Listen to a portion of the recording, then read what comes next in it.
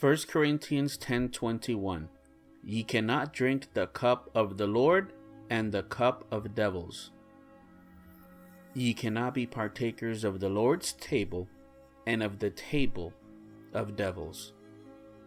When it comes to Halloween, it is especially important for you as a parent to understand how demonic Halloween truly is. It is an occult holiday where the demons are manifesting right before your very eyes. As you dress up your children in aims of having a great wholesome family time, you do not realize that you're partaking of something so demonic and so evil that can harm your children, that can bring forth a lot of demonic activity in your home, open yourself up for sleep paralysis and many more things. And we live in this type of a society where in horror films nowadays you consistently see them getting more and more and more demonic. I grew up in the era of Michael Myers, Jason Voorhees, Freddy Krueger, and I used to love all of those films. When I wasn't a believer in Christ. But as you've noticed in many Hollywood films, the films have gone from that extreme to now the more demonic. It is the aim of Satan to slowly desensitize you to witchcraft, to slowly desensitize you to the occult. This is why the scriptures tell you, 2 Corinthians 11:14, and no marvel, for Satan himself is transformed into an angel of light. It has been a slow indoctrination into the occult. In Halloween, it is especially extremely evil. Many witches believe this is their new year. Many witches during this day are performing rituals, sacrifices, and many more occult things. But the devil has tricked many churches, forgetting 3 John 11.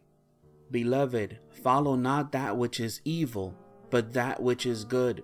He that doeth good is of God, but he that doeth evil has not seen God. And you cannot mix the holy and the profane just because your child is interested in doing Halloween. And if you can teach your child from a very early age the wickedness of Halloween, you train your child up in the way that he or she should go, because that is your responsibility as a parent. The topic of trick or treat. Study the origins of Halloween.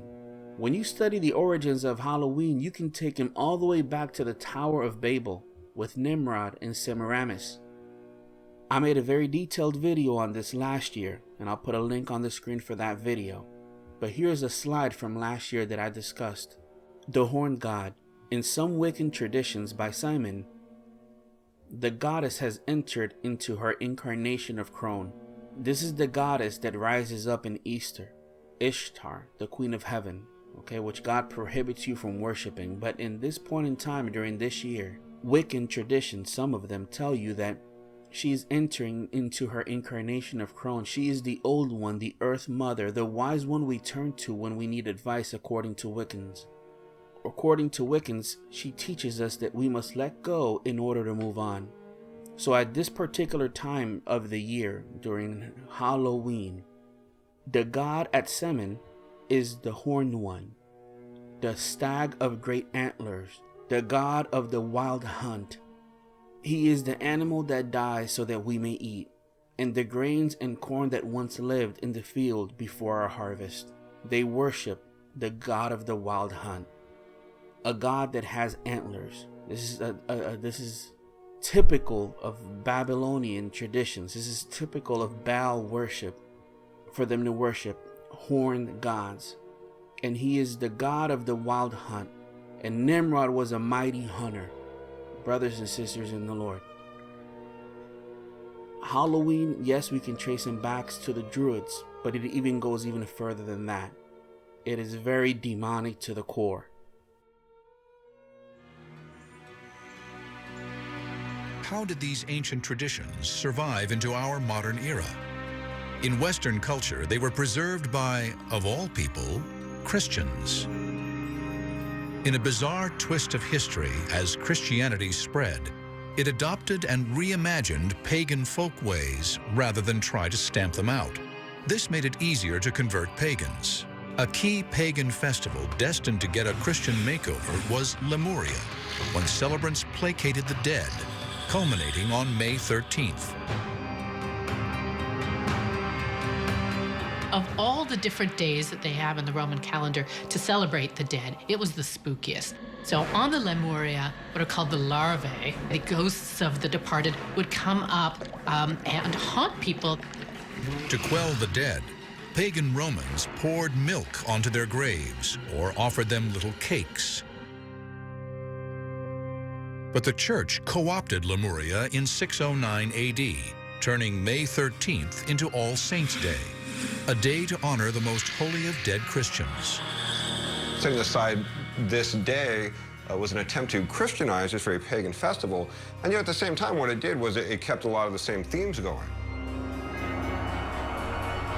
The Christianized version of Lemuria was such a success that church leaders made a decision that eventually gave rise to Halloween. They moved All Saints, or Hallows Day, to November 1st to drain the life out of pagan Samhain. Because Samhain fell on the night of October 31st, before All Hallows Day on November 1st, people started calling Samhain All Hallows Evening, the evening before All Hallows Day. This shortened into All Hallows Even, and finally into Halloween. And then, to be safe, the church went one step further, adding a holiday to honor not just saints, but everyday Christians. November 2nd became All Souls Day, a church-sanctioned holiday to honor the departed. When you send your child trick-or-treating, the point of trick-or-treating to the Druids and other traditions, they believed that during this day, that evil spirits were roaming the earth. Evil spirits were roaming their towns. It was a time where the weather was very cold. Crops were not growing properly. So they associated that with the dead. So what they did was, in order for them to leave their homes, they dressed up in costumes, in evil masks, in any type of a way to avoid these evil demonic spirits. But it went worse than that. On that day, they would actually leave treats in front of their homes in the forms of vegetables, groceries, and so forth, as sacrifices so that the evil spirits would not harm them. If you look at different traditions, it was even darker than that. Human sacrifices were involved.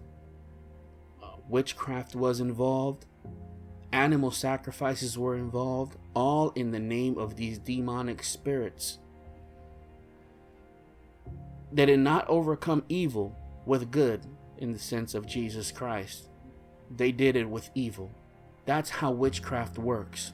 There are a lot of people that turn to Santeria, which is witchcraft, to combat evil, instead of turning to the true power, which is Jesus Christ.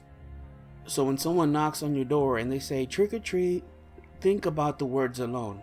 Hey, I'm gonna trick you if you don't give me a treat. That's manipulation, first of all. Aside from that, think of what you're doing when you're giving them candy. You're giving them a sacrifice so that you can ward off those bad spirits. Now, of course, you can say you're taking it to the extreme, Tally. I understand that you may say that, and I realize that, but all I'm showing you is the origins of all of this stuff. I'm not necessarily telling you that you're sacrificing anything. But souling, ghouling, all of these traditions are not of God. The jack-o'-lantern, there are many believers that are watching this that have jack-o'-lanterns in front of their homes. According to the legend, Jack was a man who played a lot of tricks upon people. And long story short, he made a deal with the devil that the devil will not take him to hell. Okay? So when he died, he tried to make it to heaven. And he couldn't make it to heaven. He couldn't go to hell. He couldn't go to heaven. So he was stuck here on earth, roaming the earth. So the devil, as a courtesy to him, tossed him this ember, this light, this orb, if you will, so that Jack can actually light himself into the way. So Jack's favorite meal was a turnip. He took a turnip, carved it out, and put that orb inside the turnip. And he roamed the earth with the turnip, with the orb inside. Thus came the jack-o'-lantern. The reason they did jack-o'-lanterns was to ward off Jack, the evil spirits. And there's other traditions that show you that the jack-o'-lantern is made to bring forth good spirits and ward off bad spirits. So when you carve out a pumpkin, right, because the turnip turned into a pumpkin, and you put a candle inside, what do you think that's representing? Yes, we modernized paganism. We've modernized it and made it okay, right? But you're basically in the spirit realm. You're basically in the spirit realm to these demonic entities. They're saying, look at that person. They believe in the jack-o'-lantern story. You see, all of these rituals, all of these stories turn to evil to get rid of evil. When the reality is that you don't need evil to get rid of evil. You need the power of Jesus Christ. Does the Bible not say in Leviticus 19:31, regarding not them that have familiar spirits, neither seek after wizards to be defiled by them? I am the Lord your God. Does the Bible not say in Micah 5:12, and I will cut off witchcraft out of thine hand, and thou shalt have no more soothsayers? My brothers and my sisters in the Lord, in Ephesians 5:11, and have no fellowship with the unfruitful works of darkness, but rather reprove them. Reprove them. Okay, so if you want somebody knock on your door, you want to give them a Bible tract, give them a Bible tract. Preach the gospel. Your kids want to participate in it? No, honey. No, we can't do that. No, sweetie. No, we can't do that. But let's have a Bible study. How about that? Oh, but mom, I want to carve a pumpkin. Oh, my mom, I want to... Listen, I know you want to do all that stuff, but all of that is not of God. Train your child up in the way that he or she should go, because these little compromises that you make now, when they get to 15, 16, 17, 18, they're going to get out of hand. And then what you're going to do? Well, mom, you allowed me to do that little witchcraft. What's this witchcraft? Right? Because then they turn to Wicca. And this is not about being extreme in these senses. You have to understand that you also have to protect your children. A lot of the candy that you get from Halloween, you don't know if that's tainted or not.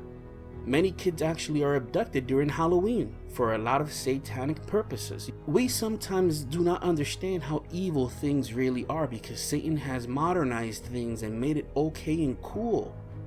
I've had Christians tell me, Tally, I'm not going to do the evil stuff. The evil stuff I'm not going to do. But I'm still going to go to a Halloween party in places full of witches, which are out there loving it. This is their New Year. How do you celebrate New Year's in America?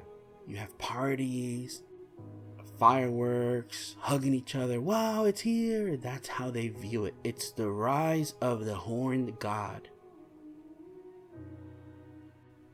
So, may God bless you. I hope this at least warns some of you parents out there before you go trick-or-treating. I love you very much in Jesus Christ. Remember, our website is always there for you. If you have prayer requests, there's a button on there for you to put prayer requests. Thank you for always passing by. Keep my family in prayer. Thank you for your support, for your kindness, for anything that you ever do. Every time you pass by each week, you have no idea how much that means to me. And love you very, very much. Thank you so much for passing by. God bless you.